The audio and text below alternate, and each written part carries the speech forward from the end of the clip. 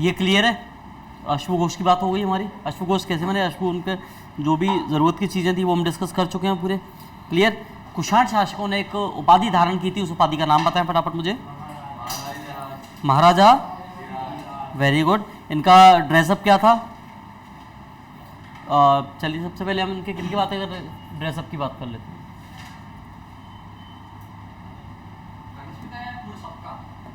पूरे कुषाणों का।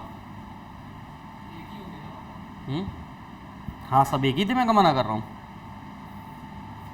Even dress up शकों का भी ऐसा था और कुषाणों का भी ऐसा था, दोनों का सेम निकलेगा।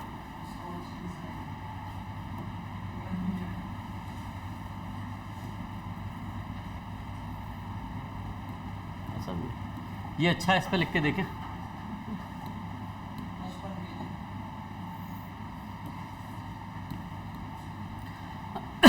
ये क्या थे? एक अच्छे हॉर्स राइडर थे ये, एक मतलब घोड़ों को शक और जो कुषाण दोनों अच्छे कैसे थे? हॉर्स राइडर्स थे ये लोग।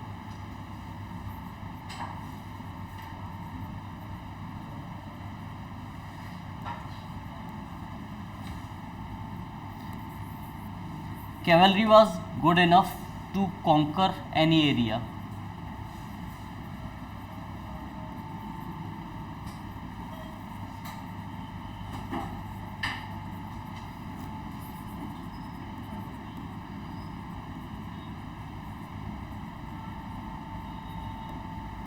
Cavalry was good enough to conquer any area.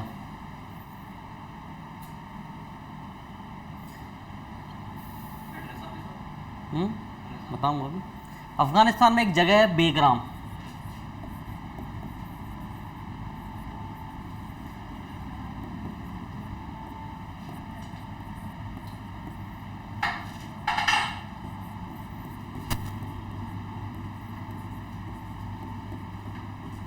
Begram, यहाँ पे क्या मिलता है हमें? यहाँ पे ये पता चलता है कि यहाँ पे पकी हुई मिट्टी के घोड़े की मूर्तियां मिली हमें।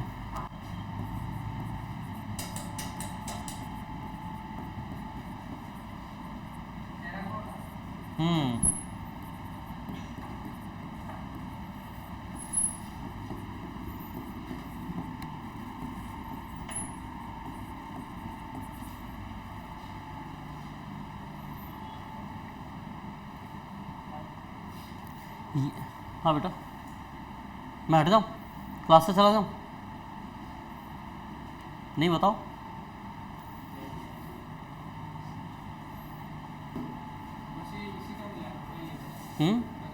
अरे अकेले घोड़े के मिले हैं, घुड़सवारों के मिले हैं बकायदा। घोड़े की मूर्तियाँ मिली हैं और प्लस घुड़सवारों की भी मूर्तियाँ मिली हैं, ये भी नोट डाउन करिएगा। कैवेलरी इसी को बोलते हैं, घुड़सवारों को।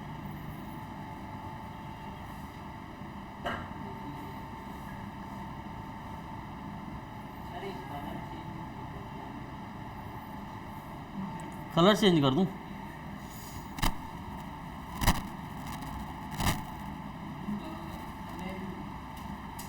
ये लो, ये वाला क्या है? चलो हो गया। जब घोड़े की लगाम पकड़ते हैं तब उसमें एक रकाब लगाते थे ये लोग, तो उससे क्या होता है कि अपने हाथ में एक जो ग्लव्स टाइप का होता है, ये हाफ ग्लव्स टाइप का लगाते थे, ताकि उससे क्या होता था, रस्सी पर पकड़ मजबूत हो जाती थी। ठीक है, साथ ही ये क्या करते थे, इनका ड्रेसअप अगर आप देखो तो टोपा, जो टोपी इनकी होती थी, जिसको क्या बोलते हैं ये लोग, बताओ, कोई बताएगा मुझे? टोपी ही बोलते थे। क्योंकि उनका अलग था ही नहीं ना, उनका अलग था ही नहीं। नहीं मिला तो सब। हाँ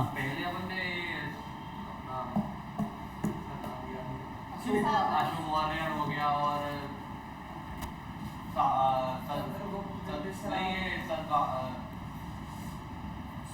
सोंग और सतवाना, इनके भी तो ड्रेसअप होंगे ना।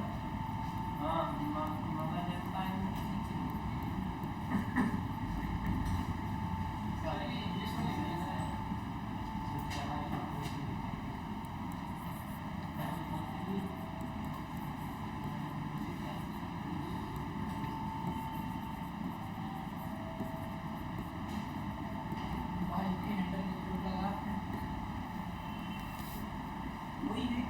बिल्कुल।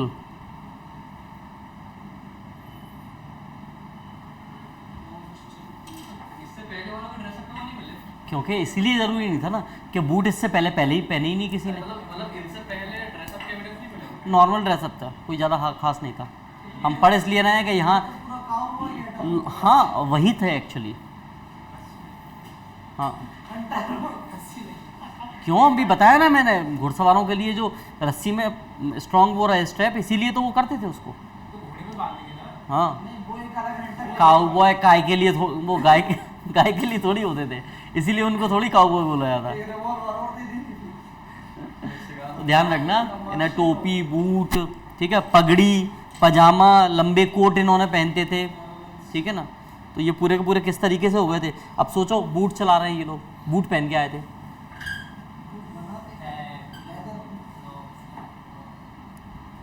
इतने तो डेवलप हो गए थे वो। लोहे के आने के बाद में उन्होंने सुई बना ली थी, सूर्य से काम नहीं चलाते थे अब वो।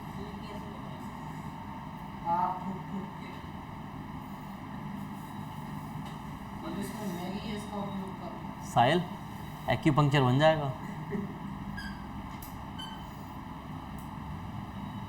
हो गया ये पूरा, ठीक है ना, सिर्फ इतना ही समझना है इसमें।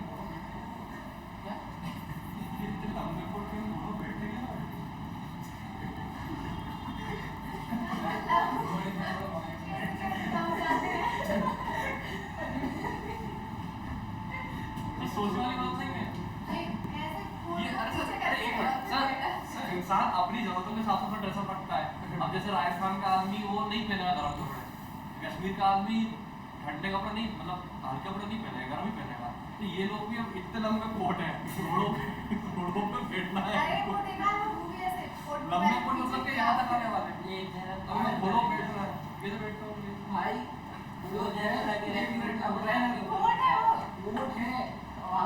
जैसे कोट है ना, कि कुर्ता भी है ना, कुर्ता नहीं है, कुर्ता कोट, लेकिन कोट का अगर आप देखोगे तो ये इस तरीके के जालीदार वो कोट रहते थे इनके, इतने धारीदार कि कम से कम आगे से खुले रहे हैं वो नीचे से।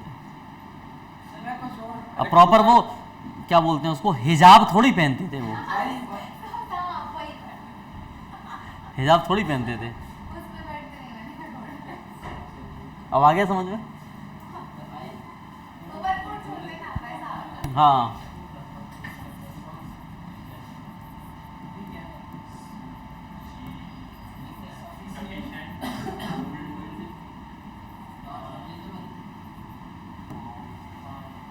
डेट अल्ताई पहाड़, अफगान मिडिल ईस्ट में जो अल्ताई पहाड़ थे उनको सफिशिएंट गोल्ड यहाँ से प्राप्त होता था। इसके आधार पर इन्हें क्या समझ में आया कि कुषाण साम्राज्य में शामिल मध्य एशिया से रिलेटेड जितने भी ट्राइब्स थे वो सब इनको क्या प्रोवाइड कराते थे, गोल्ड प्रोवाइड कराते थे। हमारे यहाँ अगर आप ट्रेड, हाँ तो हम और मिलता था वहाँ से, हाँ अफगानिस्तान से ईरान होते हुए।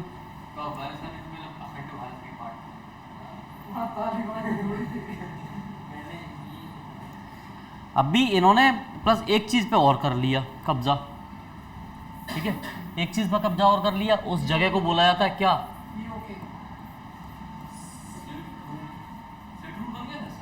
हाँ चाइना सिल्क रूट, पहले से एक रास्ता था ही वो, उसमें क्या बनना। सिल्क रूट पे इन्होंने कब्जा कर लिया। सिल्क रूट अगर देखोगे आप तो कहाँ से कहाँ तक जाता है, इसमें ईरान अफगानिस्तान पूरा का पूरा एक ही रूट शामिल होता है, ठीक है ना। इसमें मेडिटेरियन सी आता है बीच में, पता है कि नहीं पता, ठीक है।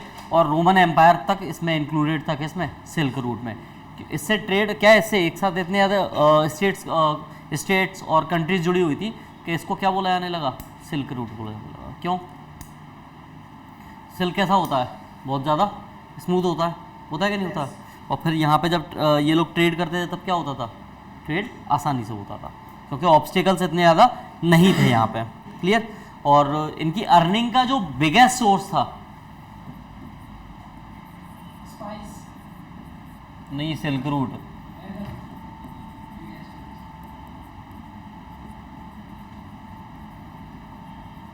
बिगेस्ट सोर्स ऑफ अर्निंग क्या था, सिल्क रूट।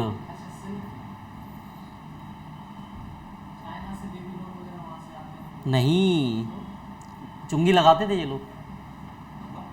चुंगी समझते हो? चुंगी का प्रॉपर वर्ड क्या है? कौन टाइप? अरे नाका, अरे नाका। अरे चुंगी जिससे रोकते हैं ना टोल टैक्स पे, एक उसमें मतलब उनसे टैक्स लेते होंगे गुजर और लोगों से। उसका प्रॉपर एक वर्ड है, टोल ही समझ लो, टोल लगाते थे ये, बैरियर, ठीक है ना। तो ये उस पर क्या करते थे, टोल लगाते थे। तब देख लो, आज के टाइम पे नितिन गडकरी नहीं, तब ये भी लगाते थे और उसके बेसिस पे कहते थे कि भाई हम चलाएंगे अपने हिसाब से, ठीक है। ये समझ में आ गया। कुषाणों पहली बार सिक्के चलाने वाले कौन थे? हमारे यहाँ कुषाण थे। कुषाणों में कौन सा शासक था? कजूला कैट क्या लिखा है?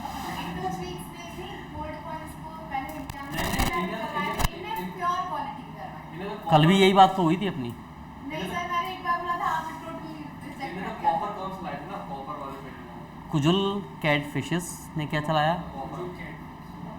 कॉपर। और विम ने प्योर गोल्ड। साथ ही साथ प्योर गोल्ड के साथ में एक चीज़ और प्योर चलाई, बताओ। एक चीज़ प्योर और प्योरेस्ट फॉर्म और मिलता है एक चीज़ का। नहीं, पढ़ने से रिलेटेड है, पढ़ने से रिलेटेड है। बताओ भाई।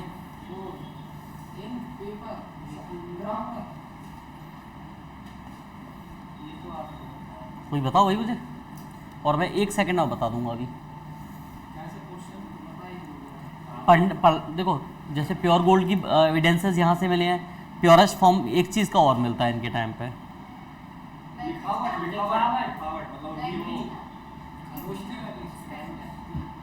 चेस्ट संस्कृत, शुद्ध संस्कृत। अब कुछ चीज़ें छोटी छोटी सी नोट डाउन करने वाली हैं, आप चाहो तो नोट डाउन कर सकते हो, ठीक है ना, और सुनना चाहो तो सुन सकते हो। सुनने में अगर आपको सुनना है तो सिर्फ इतना सा सुनो कि ये अपने आप को देवपुत्र कहते थे। क्या कहते थे? देवपुत्र कहते थे। अपने आप को साथ में क्या कहलाते थे ये लोग? स्वर्गपुत्र कहलवाते थे अपने आप को। इनकी डेजिग्नेशंस 3 नोट डाउन कर लो: देवपुत्र, स्वर्गपुत्र और महाराजाधिराज।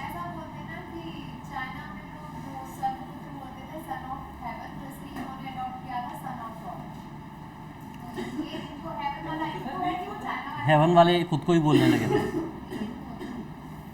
नोट डाउन करो: Kushan rulers called themselves Devaputra, son of God.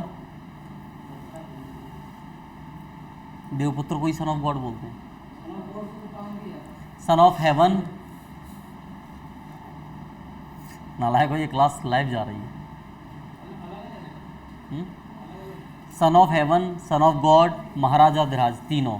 देवपुत्र, स्वर्गपुत्र, देवपुत्र, हाँ, और साथ में महाराजाधिराज। देवपुत्र कौन बोलता था? क्या? मतलब महाराज तो मुझे ऐसे कुजला कैटफिश बोलते थे। ये सब अपने आप को अपना लेंगे। इसने क्या अपनाया? महाराजाधिराज कुजुल कैटफिश ने अपनाया। देवपुत्र तो सभी कुषाण शासक अपने आप को बोलते थे। स्वर्गपुत्र भी अपने आप को सब कहलाते थे। अच्छा, इन सबको एक चीज़ और बोलते हैं, इन सबको क्षत्रप बोला जाता था। क्षत्रप, क्षत्रप वर्ड समझ लो सही तरीके वाले। क्षत्रप होता क्या है बताओ चलो। अरे मतलब राजाओं का राजा, मतलब जिनके छत्र छाया में सारे साम्राज्य पल रहे हैं। ठीक है, हाँ अनुष्का, हाँ स्नेहा, अरे हाँ जो भी, एक्सचेंज कर लो, ठीक है, हाँ हाँ भाई। किसी एक प्रॉपर एरिया में जब किसी व्यक्ति का हिसाब किताब बहुत ज़्यादा हाईफाई होता है, उसकी वैल्यू मच बेटर होती है देन एनीवन एल्स, ठीक है, तो वो क्या कहलाता है अपने आप में? क्षत्रप। मराठा क्षत्रप में आज के समय में अगर बात करूं तो मराठा क्षत्रपों में गिनती की जाती है किसकी? एकनाथ शिंदे की। और किसकी गिनती की जाती है? पवार की। मराठा क्षत्रप नहीं बचे। क्षत्रप उनको बोलते हैं जो एक बड़े एरिया पे अपना इन्फ्लुएंस रखें। सिंधियास को अगर आप देखोगे तो आज के टाइम पे वो सिर्फ और सिर्फ गुना, अशोकनगर, ग्वालियर, शिवपुरी सिर्फ यहीं तक सीमित हैं, जबकि शरद पवार पूरे महाराष्ट्र में इन्फ्लुएंस रखते हैं। तो तो मैंने तो वही बोला ना कि छत्रपति जिसमें बहुत सारे राज्य। छत्रप आपने बोला था कि जिसके अंडर में साम्राज्य पल रहे हो, जबकि छत्रप यहाँ पे किस सेंस में है कि एक जगह एक ही छत्रप होता है, अपने अपने एरिया का स्पेशलिस्ट, और बाकी इन सबको जो जिन सब छत्रपों को जो जीत ले वो क्या कहलाएगा? छत्रपति, उसको कहलाएगा। तो ये छत्रप ये लोग कौन? कुषाण और शक दोनों छत्रप कहलाते थे। सत्रप वर्ड पढ़ा था, याद है किसी को? सेट्रप्स, वो इसी को छत्रप बोलते हैं, अच्छा वो ये है? वो यही है। तो मोदी बात होती है। सेट्रप्स वो वर्ड होता है, सेट्रप पढ़ा है, SATRAPS, सत्रप बोलते हैं उसको, सिंधियन शक को बोलते थे, ठीक है ना। और शकों को क्या कहते हैं? सिंधियंस को सत्रप्स कहलाते थे, ठीक है ना। सेट्रप्स कौन होता है? एक व्यक्ति जो किसी एक ज्योग्राफिकल लोकेशन में अपना इतना ज़्यादा इन्फ्लुएंस रखता हो कि उससे बिना पूछे वहाँ पर कोई भी डिसीजन ना लिया जाए, एक प्रॉपर ज्योग्राफिकल लोकेशन में। ऐसे ही डिफरेंट ज्योग्राफिकल लोकेशंस में जब व्यक्ति हो जाते हैं तब उस जगह का वो व्यक्ति क्या कहलाता है? छत्रप कहलाता है। तो इनका अलग एरिया, आप लोग अपने अपने आप में क्या हो? छत्रप हो। और आप सब लोगों से मिलके जब मैं इन्फ्लुएंस करूंगा तो मैं क्या कहलाऊंगा? छत्रपति। समझ में आया? तो छत्रपति किसको बोला जाता था? सारे छत्र को इन्फ्लुएंस करना। और अभी तक किन्हीं छत्रपतियों के नाम बताओ। शिवाजी महाराज, अशोक नहीं, अशोक कभी भी छत्रपति वो नहीं बन पाया। चक्रवर्ती था। हम्म, शिवाजी महाराज तो छत्रपति हाँ। और संभाजी महाराज। संभाजी महाराज कभी भी छत्रपति नहीं बन पाए थे एक्चुअली। संभाजी महाराज की हालांकि मृत्यु बहुत दर्दनाक हुई थी, पता है सबको। मराठा महाराष्ट्र में जब हिस्ट्री देखोगे तब आप लोगों ने गौर किया हो, मेरे हिसाब से जिनको जानकारी होगी, जब हम मराठा साम्राज्य की बात करते हैं तब किसको हम याद करते हैं? शिवाजी महाराज को। लेकिन जब हिंदुत्व की बात करते हैं तब हम शिवाजी महाराज से पहले किसका नाम आता है? संभाजी महाराज का नाम आता है। हिंदुत्व के लिए संभाजी महाराज से वो शिवाजी महाराज से बड़ा योगदान किसका था? संभाजी महाराज का। संभाजी महाराज के सामने क्लियरली चॉइस थी कि आप अपना हिंदू धर्म छोड़ दीजिए, इस्लाम में कन्वर्ट हो जाइए, आपको एक महाराज की उपाधि दी जाएगी, आप बाकायदा अपने उसी तरीके से रहिएगा जैसे आप रह रहे हैं। लेकिन संभाजी महाराज ने इस बात को एक्सेप्ट नहीं किया गया। उनकी दर्दनाक मृत्यु का अंदाज़ा इस बात से लगा सकते हैं कि गर्म चिमटे से उनके शरीर से मांस पूरा उखाड़ा गया था, उनकी हड्डियाँ तक दिख रही थी, और उसी मांस को वापस, सूरा होता है, सूरा समझते हो, उससे सिला जाता था। तो उनको एक बार में नहीं मारा गया संभाजी महाराज को। और संभाजी महाराज ने इस कदर ज़िंदगी भर, मतलब जब तक जिंदा रहे, उन्होंने तलब झेली पूरी की पूरी, अंततः उन्होंने प्राण त्याग दिए, लेकिन वो इस्लाम में कन्वर्ट नहीं। क्लियर? तो अब ये आज भी आप महाराष्ट्र में जाओगे तो महाराष्ट्र में आपको ये क्लियर समझ में आएगा कि वो किसी भी तरीके से हिंदुत्व की बात करते हैं तो संभाजी महाराज को पहले लेके चलते हैं। और मराठा एम्पायर की जब बात होती है तब सबसे पहले किसकी आती है? शिवाजी महाराज की बात आती है। और जबकि मराठाओं में ऐसा नहीं है कि अकेले शिवाजी हुए हों, मराठाओं में बहुत हुए। आपके सिंधिया घराना मराठा एम्पायर में बहुत बड़ा योगदान रहा उनका। जब पानीपत का युद्ध हुआ था तब ये शामिल थे।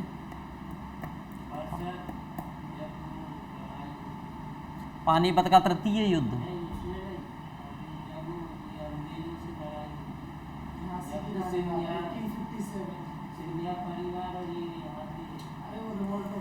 किसी एक व्यक्ति ने अगर कोई गलत काम किया होगा तो उसके चक्कर में हम पूरे खानदान को गाली थोड़ी देंगे। अब नहीं, सिंधिया ज्योतिरादित्य सिंधिया अपनी गलती सुधार रहे हैं, वो आज के टाइम पे जाते हैं, वो सबसे पहले जाते हैं। रानी लक्ष्मीबाई के परदादा थे, दादा भी नहीं थे उनके, परदादा के दादाजी।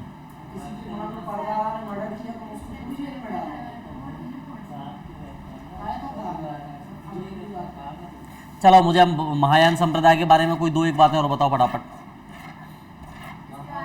महायान संप्रदाय के बारे में जल्दी। धार्मिक स्ट्रक्चर, रिलीजियस स्ट्रक्चर हम देख चुके हैं इनका। कुषाणों का रिलीजियस स्ट्रक्चर देख चुके हैं हम, ठीक है ना। मुझे कुषाणों के बारे में फटाफट रिलीजियस स्ट्रक्चर के बारे में जल्दी से बातें बताओ, जल्दी से। सर ये हाँ चलो अनिमेश पहले आप बताओ। सर पूरा कुषाण का बताना है कि सिर्फ कनिष्क का? कुषाणों का बताओ। सर कुषाणों का जो कुजला कैट थे, ये वो थे शैव धर्म के उपासक थे। शैव धर्म को उपासक थे, और जो कनिष्क थे ये मतलब थोड़े लिबरल थे, ये इन्होंने हिंदू मतलब जो ब्राह्मणिज्म को भी बहुत बढ़ावा दिया और बुद्धिज्म को भी। इनके मतलब अंडर में जो असेंबली हुई थी, क्या नाम कहाँ पे, कश्मीर में। चलो बस बहुत है इतना। हाँ बस नहीं पूरा कुंडलबंद में मतलब तो ऐसे वो चौथी असेंबली में बुद्धिज्म को इनके अंदर में दो भाग में डिवाइड कर देते थे, हीनयान और महायान में। महायान को ये थोड़ा बढ़ावा देते थे, कनिष्क जो थे प्रोटेक्ट करते थे।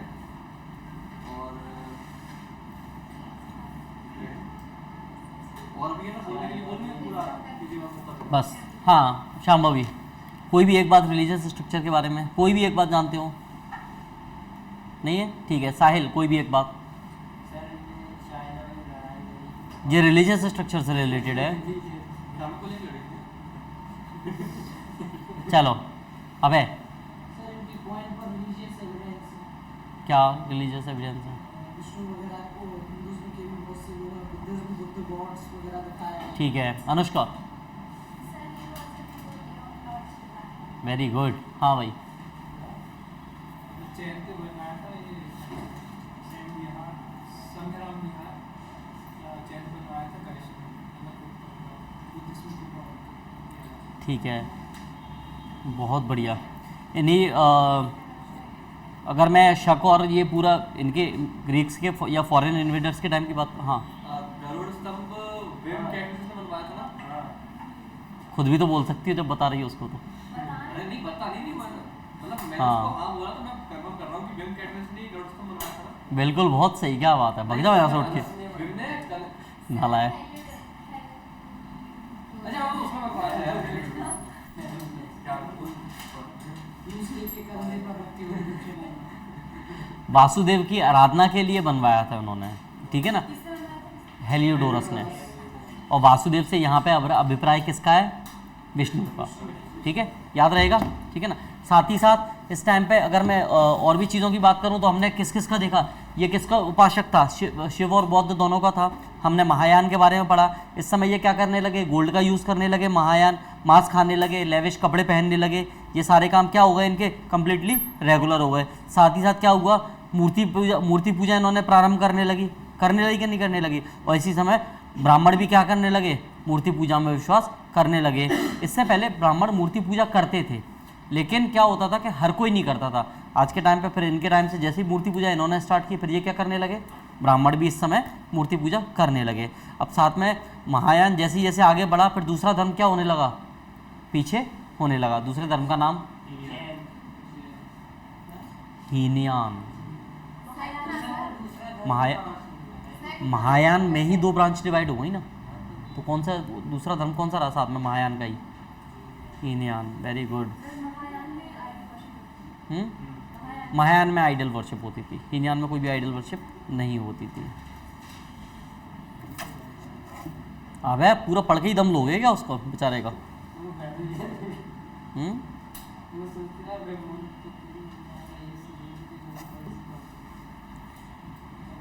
अब भाई इसके बारे में कुछ और भी बातें हैं लिखना, वो लिखने वाली हैं तो लिख लो, ठीक है ना।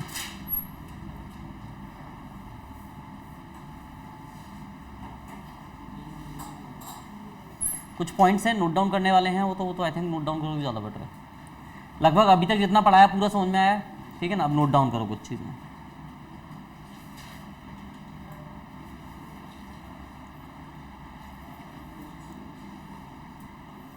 Gandhar art and Mathura art, हाँ एक ही पॉइंट है।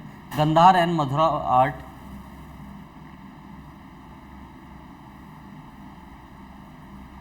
वर found at the time of Kushan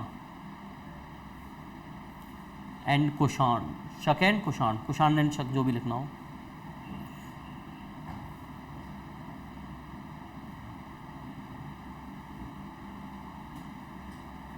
गया। कुषाण्स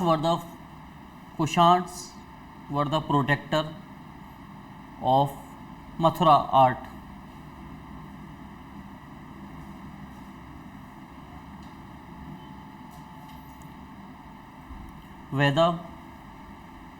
whether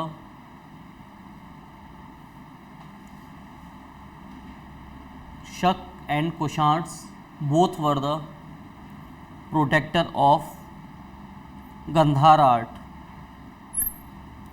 गंधार कहाँ पड़ता है बेटा? अफगानिस्तान क्या सर? अफगानिस्तान के इस साइड। मैंने मैप में देखा है इस साइड इस साइड अफगानिस्तान में ही पड़ता है गंधार। अफगानिस्तान में। गंधार किसका जन्मभूमि थी? Gandhari Gandhari, very good. सपनी में वेद भाई सपनी और Gandhari Kushans were the protector of the Mathura art, where the Shaks and Kushans were the protector of Gandhar art. दोनों थे, ठीक है ना? यथार्थवादी।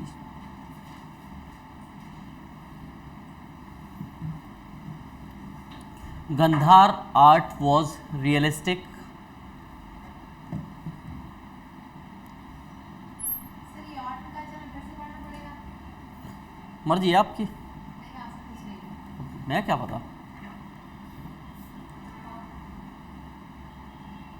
क्योंकि आर्ट एंड कल्चर ही है इसका ये, ठीक है? इसका है मतलब जैसे हम एक बार पूरा पढ़ते हैं ना। तब बर्डन कम हो जाएगा ना भैया आपका, तब आपको पहले से पता रहेगा। Whether Mathura art was idealistic,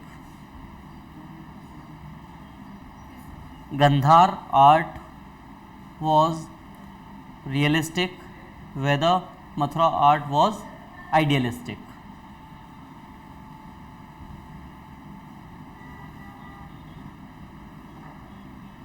Gandhara art क्या है? सीधा सीधा ये समझ लो, मिडिल ईस्ट के जो स्टेचू स्ट्रक्चर था ना और इंडिया का जो स्टेचू स्ट्रक्चर था, उन दोनों को जब मिला दिया गया तब फिर क्या बना? गंधार आर्ट।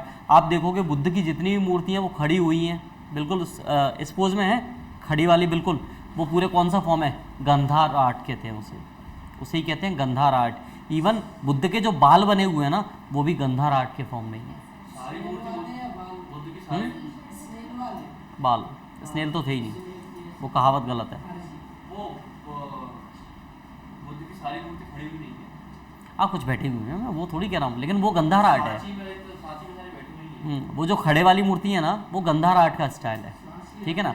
इंडिया के कुछ कारीगरों का मध्य एशिया मिडिल ईस्ट में जाना हुआ, वहाँ पे जब ये कुछ कुशल कारीगरों का जब एक दूसरे से मिलना हुआ, एक दूसरे के स्ट्रक्चर को समझा, तब इंडिया में क्या आया? गंधार आर्ट आया, ठीक है ना? और गंधार आर्ट का इफेक्ट सबसे ज़्यादा कहाँ पे है? मथुरा में, ठीक है ना? और ओरिजिनली ये कैसी है? एक तरीके से देखा जाए तो देशी है, देसी कला है अपनी पूरी की पूरी, ठीक है ना? तो ये वाला पॉइंट नोट डाउन कर लो। Gandhara art was highly impacted in Mathura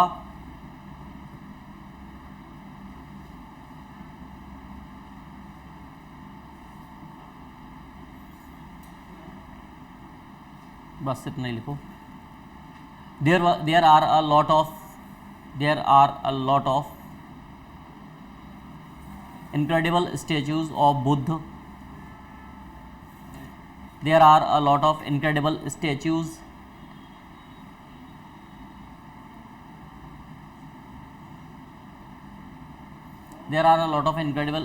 statues of Buddha in Mathura.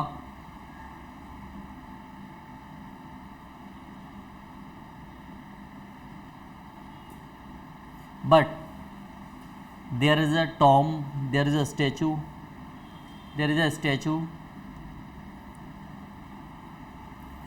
without head has been found here.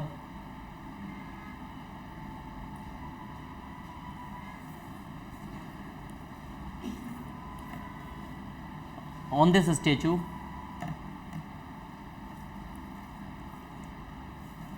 a name has been scripted, a name has been या had been scripted, named Kanishk. Very good. किसने तोड़ा होगा?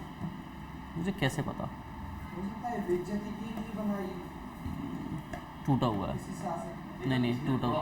बना के फिर तोड़ा फिर रख दिया।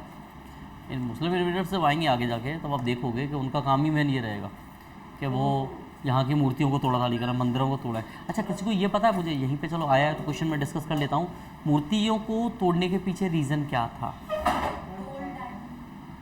पहले की जो क्या है ट्रेजरीज जो थी वो पूरी मंदिर में होती थी, तो वहाँ की मतलब पहले इन्फ्लुएंस ये था कि अगर तुम इनसे छेड़खानी करोगे तो तुम्हारे साथ बुरा होगा एक्स वाई जेड।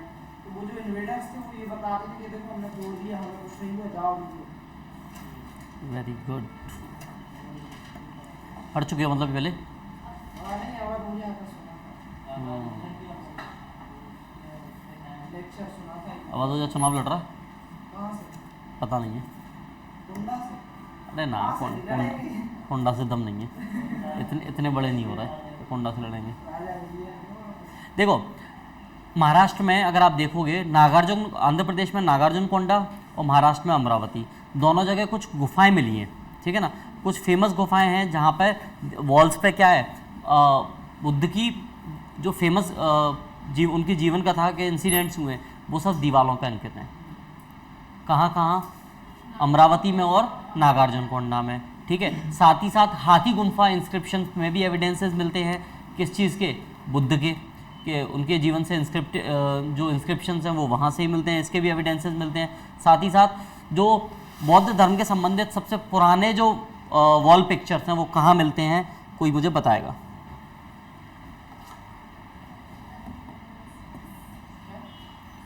बुद्धिज्म से रिलेटेड सबसे ओल्ड एविडेंसेस किस जगह मिलते हैं?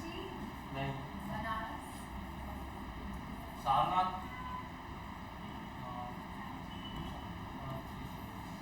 सांची में ड्राइंग पढ़ना है। सांची में हो ही नहीं सकती क्योंकि मरने के बाद आए यहाँ पे।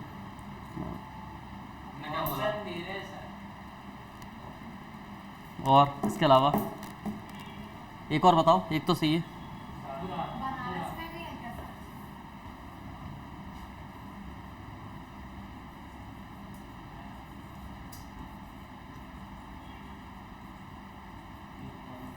नोट डाउन करो तीनों, जो भी एविडेंसेस हैं वो सबसे ज़्यादा गया, सांची और भरहुत। भरहुत कहाँ है बेटा? सतनाम है, वेरी गुड। किसकी नाम?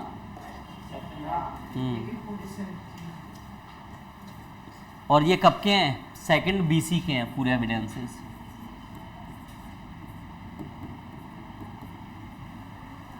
क्या हुआ? सेकंड बीच मतलब ये गणेश ये कुषाण से पहले, कुषाण एडी में आ गए, अभी तो कुषाण से पहले गए 200 साल पहले की बात है। पेंटिंग्स भी हैं, एविडेंसेस भी हैं। और पूरे के पूरे किससे रिलेटेड है ये? बौद्धिज्म से रिलेटेड है। ये हो गया क्लियर? अब जब बात कर ही रहे हैं तब इसके क्या नाम है, आर्ट एंड कल्चर की थोड़ी सी बातें और कर लेते हैं, ठीक है ना।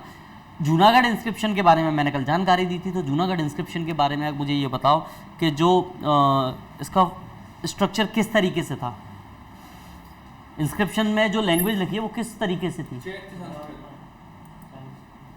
वो चेत संस्कृत। ठीक है, और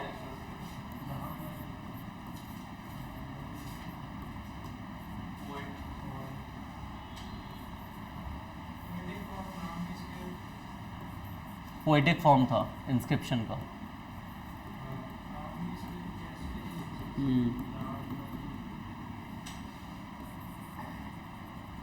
फाउंड इन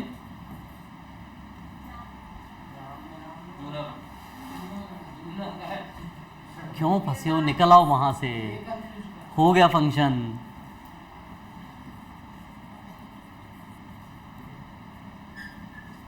पता चला कि रेहाना के डांस में अभी तक फंसे हुए हो गया भाई, हो गया। अब इसका टाइम और बता दो मुझे, ताकि मुझे मेरी आत्मा को शांति मिल जाए।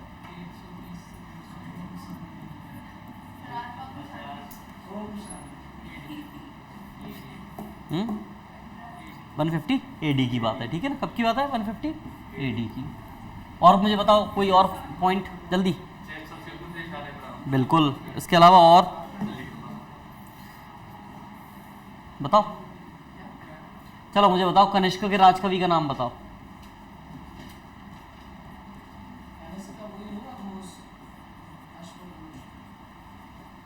कनिष्क के राजकवि का नाम था अश्व घोष। देखो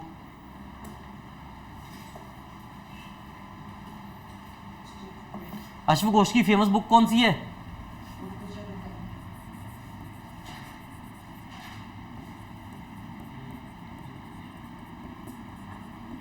बुद्ध चरितम। साथ ही साथ इन्होंने अश्व घोष ने एक बुक और लिखी थी, सौदरानंदम।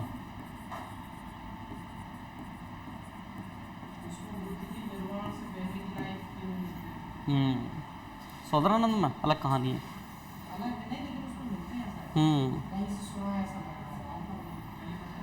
संस्कृत ग्रामर का सबसे पूरा संस्कृत ग्रामर का जो सबसे उत्कृष्ट डिस्क्रिप्शन मिलता है वो इसमें मिलता है।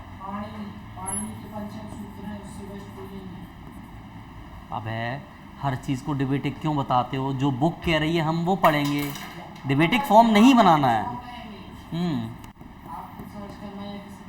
हमें उससे मतलब ही नहीं है, पूछना ही नहीं है, हमें जो बुक्स ने कह दिया हम वो फॉर्म करके चलेंगे, क्योंकि हम पेपर में, अरे मैं क्या कह रहा हूँ, हमें पता है कि ये हाई जो फॉर्मेशन था वो हाई क्वालिटी का था, बस बात खत्म हो गई।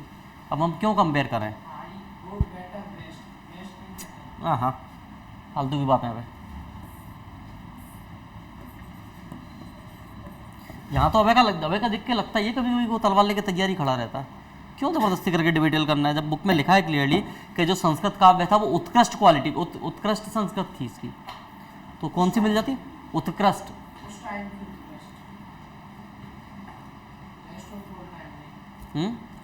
बेस्ट ऑफ ऑल टाइम तो आज तक किसी को ही नहीं पता,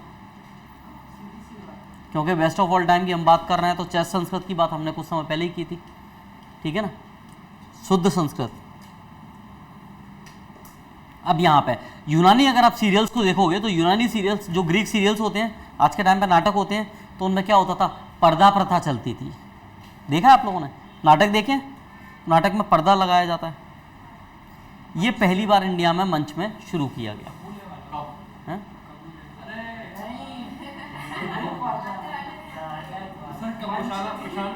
हाँ,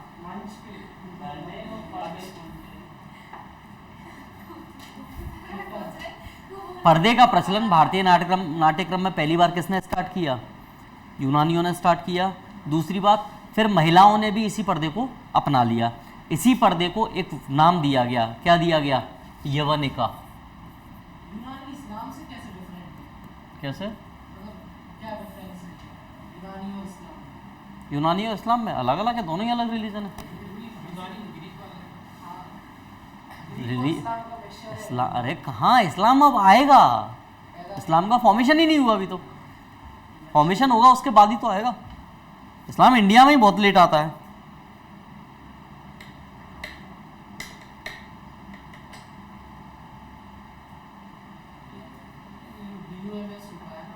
क्या?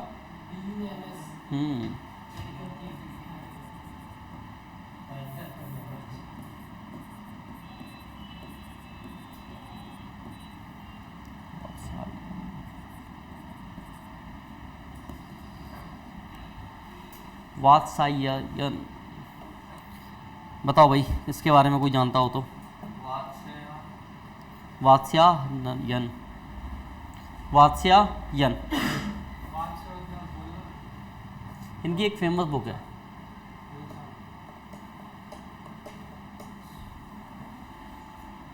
हाँ भाई अब बताओ, अब आएगा सही। इनकी फेमस बुक वात्स्यायन की,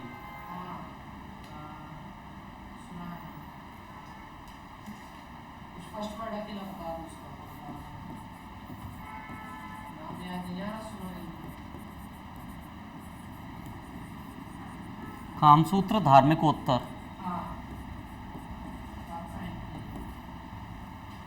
वात्स्यायन की फेमस बुक है ये। कौन सी है? कामसूत्र धार्मिकोत्तर। इसमें रतिशास्त्र और कामशास्त्र की इंफॉर्मेशन दी गई है पूरी की पूरी। और साथ ही साथ हम लास्ट में बात करने जा रहे हैं किसकी? चरक संहिता की।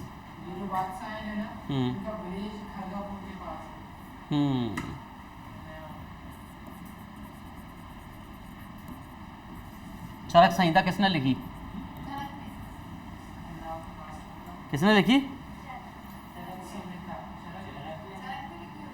Very good. और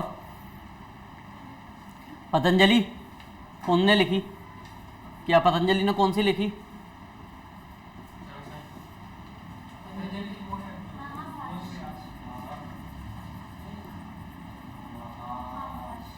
पतंजलि की महाभाष्य भी शुद्ध व्याकरण के बारे में जानकारी देती है, और साथ ही साथ ये पतंजलि का महाभाष्य जो है वो किसके बारे में, शक और शुंग वंश के बारे में भी जानकारी पतंजलि का महाभाष्य प्रोवाइड कराता है। याद आया, लिखा है मैंने क्लियरली।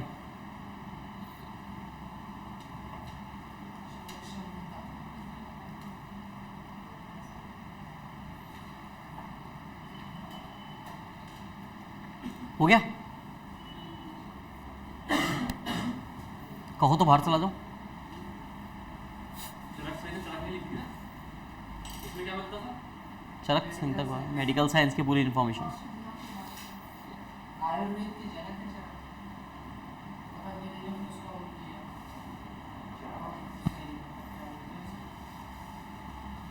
रिवाइज्ड वर्जन है। पोस्ट मॉडर्न पीरियड में हमें एस्ट्रोलॉजी के बारे में जानकारी मिल चुकी थी पूरी।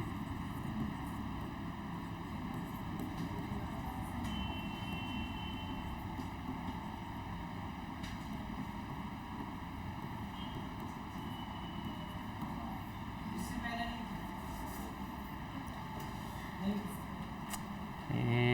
हो या ना हो, हम अभी किसकी बात कर रहे हैं? पोस्ट मॉडर्न पीरियड की बात कर रहे हैं। वैदिक में अथर्ववेद में पूरी एस्ट्रोलॉजी भरी हुई है। अरे मैं क्या बोल रहा हूँ भाई, सुना करो पहले। हमें सिर्फ ये है कि जो इस समय इंफॉर्मेशन मिलती है कि यहाँ से क्या होता है, इनमें बढ़त होती है। तो जो नॉलेज थी हमारी कैसी हुई, बढ़त हुई। और हम किसकी बात कर रहे हैं इस टाइम पे? किसकी बात कर रहे हैं इस टाइम पे? हम क्या पढ़ रहे हैं, किसके बारे में पढ़ रहे हैं? नहीं, किस, हाँ नाम किसके बारे में पढ़ रहे हैं? तो कुषाण इंडियंस थोड़े ही थे, तो कुषाणों की नॉलेज के बारे में वृद्धि हुई। इंडियंस की तो बात ही नहीं कर रहे हैं हम अभी। तो यहाँ कैसे गलत हुए फिर? यहाँ मैं कैसे गलत हुआ? इंडियंस के पास जानकारी, तो फिर काउंटर क्यों करते हो हर चीज़ को? आपके वर्ड्स क्या थे? मेरे वर्ड्स ये थे कि इस समय जो इन्फॉर्मेशन है, एस्ट्रोलॉजी की इन्फॉर्मेशन मिल जाती है हमें। एससी एस्ट्रोलॉजी की इंफॉर्मेशन मिलती है। हाँ, तो किसके बारे में पढ़ रहे हैं बेटा? इसी के अबे क्लास में बैठा करो, सही से पढ़ा करो। और ज़्यादा ज्ञानी बन रहे हो आप, क्लास में कल से आने की ज़रूरत नहीं है। नहीं है, ये कोई प्रॉब्लम नहीं, लेकिन प्रॉपर जिस चीज़ के बारे में जब जहाँ पढ़ रहे हैं, एटलीस्ट उससे उस रेफरेंस को तो पूरा देखो ना आप। आपकी वर्ड देखिए। मेरा वर्ड्स कुछ भी हो, मैं बहुत देर से नोटिस कर रहा हूँ। आप कंटिन्यू हर चीज़ को काउंटर कर रहे हो। आप या तो सुनिए, अगर आप ज्ञानी हो चुके हो तो पढ़ने की, देखो आपको नहीं पढ़ना, आप शौक से मत पढ़िए, बट आप एटलीस्ट वर्ड्स को तो देखिए। आप जिस चीज़ को, मैं यहाँ क्या पढ़ा रहा हूँ, यहाँ कुषाण पढ़ा रहा हूँ। कुषाण इंडियंस थे, कुषाण इंडियंस थे, तो आप हर चीज़ को काउंटर कर रहे हो। तो फिर काउंटर क्यों कर रहे हो हर चीज़ को? तो इंडिया था भी काउंटर मत किया करो। मुझे आपको सफाई देने की ज़रूरत नहीं है, बट मैं सफाई क्यों दे रहा हूँ कि मुझे पता है कि भाई समझो उस चीज़ को, पहले रेफरेंस को समझो।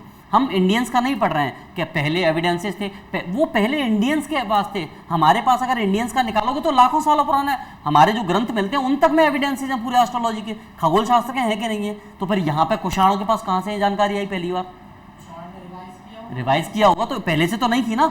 और मैं क्या लिखा है वहाँ पे सामने? यहाँ से एस्ट्रोलॉजी की इंफॉर्मेशन। तो मैं क्या गलत बोल रहा हूँ फिर? यहाँ और आपने कुषाण वर्ड यूज नहीं किया था। अरे हम पढ़ क्या रहे हैं अब? कुषाण पढ़ रहा है। मैं तो जब हर्षवर्धन पढ़ाऊंगा, इस्लाम पढ़, पोस्ट मॉडर्न एज। मैं जब पहली बार 712 पढ़ाऊंगा, एडी पढ़ाऊंगा, तब उस समय क्या पढ़ाऊंगा मैं?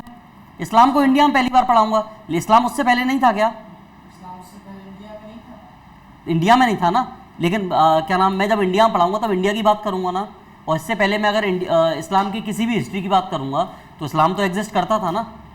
और लेकिन जब मैं इंडिया में पढ़ाऊंगा तब इस्लाम की हिस्ट्री के बारे में बात करूंगा। इंडिया में इस्लाम सबसे पहली बार कब आया? आप ये कहेंगे, आप ये नहीं कहेंगे सबसे पहली बार। अबे फालतू की बात होती है, मैं तुम्हारा बहुत नोटिस कर रहा हूँ। ये तुम हर चीज़ में देखो, अबे मैं तब भी कह रहा हूँ काउंटर ऐसा करो कि वो अच्छा लगे।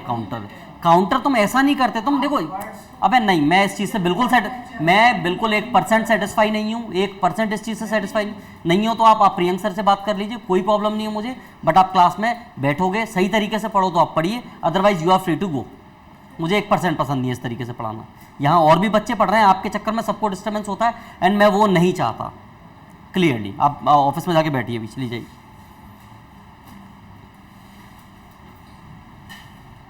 यहाँ और भी तो बच्चे पढ़ रहे हैं, सबको डिस्टर्ब करना अच्छी बात थोड़ी है। तो पहली बार खगोल शास्त्र के बारे में जो इन्फॉर्मेशन मिलती है वो कहाँ से मिलती है कुषाणों को लेके? इंडो ग्रीक्स को। इस समय इंडो ग्रीक्स किसके बारे में सीख चुके थे? एस्ट्रोलॉजी के बारे में, ठीक है ना, नोट डाउन करो ये भी। इनकी जो इन्फॉर्मेशन थी वो बहुत ज़्यादा एक तरीके से तेज़ी से बढ़ी। क्यों? क्योंकि इंडिया में आने के बाद इन्हें समझ में आया कि जो नॉलेज हम अब पढ़ रहे हैं, हम जानकारी जो ले रहे हैं, वो इन्फॉर्मेशन क्या हो रहा है हमें पहले से, यहाँ पे तो पहले से बनी हुई है। जो बेटर व्यू वो वहाँ से अर्थ को जिस तरीके से देखते थे, अब बैठो शांति से यहीं, नालायक इंसान। जो बेटर एविडेंसेस मिलते हैं जब ये यहाँ पे आके देखते हैं कि जो गणना, जो कैलकुलेशन हम लोग बाहर से करते थे, हम लोग जब फॉरेन में जाके करते थे, वो कैलकुलेशन क्या होता है, यहाँ पे काफ़ी अच्छे तरीके से कैलकुलेशन हमें मिल जाती है, ये देखने को मिलता है। साथ ही ये लोग क्या देखते हैं कि ये लोग देखते हैं कि यहाँ पे जो एस्ट्रोलॉजिकल जो एस्ट्रोनॉमिकल जो घटनाएं होती हैं जनरली, ये इंडिया में बेटर कैलकुलेट कर पाते हैं। ये लोग इंडिया में बेटर कैलकुलेट कर पाते हैं, दूसरे तरीके से कैलकुलेशन का बेटर इतना नहीं होता।